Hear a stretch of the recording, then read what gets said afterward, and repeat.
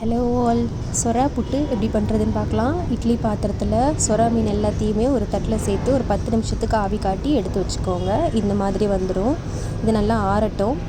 இப்போது ஒரு கடாயில் எண்ணெய் சேர்த்துக்கோங்க. எண்ணெய் நல்லா காஞ்சதும் கடுகு, உளுத்தம்பருப்பு, பச்சை மிளகா, சோம்பு, கருவேப்பிலை, பூண்டு கொஞ்சம் நிறையாவே சேர்த்துக்கணும். பச்சை மிளகாவும் நிறையாவே சேர்த்துக்கணும். ஏன்னா பச்சை மிளகா காரம் மட்டும்தான் நம்ம இதுக்கு சேர்க்க போகிறோம். அதுக்கப்புறம் வெங்காயம் நல்லா வதங்கணும். இது நல்லா வதங்குற டைமில் நம்ம சொரா மீன் நல்லா ஆறி இருக்குது. அதில் இருக்கிற தோல் எல்லாம் எடுத்துட்டு இது போல் நல்லா உதிர்த்து வச்சுக்கலாம். ஃபோர்க் யூஸ் பண்ணி உதிர்த்துக்கோங்க, இல்லை கையில் கூட யூஸ் பண்ணலாம். கையில் யூஸ் பண்ணிங்கன்னா கொஞ்சம் பிசுன்னு இருக்கும், அவ்வளோதான். மற்றபடி வேறு ஒன்றும் இல்லை.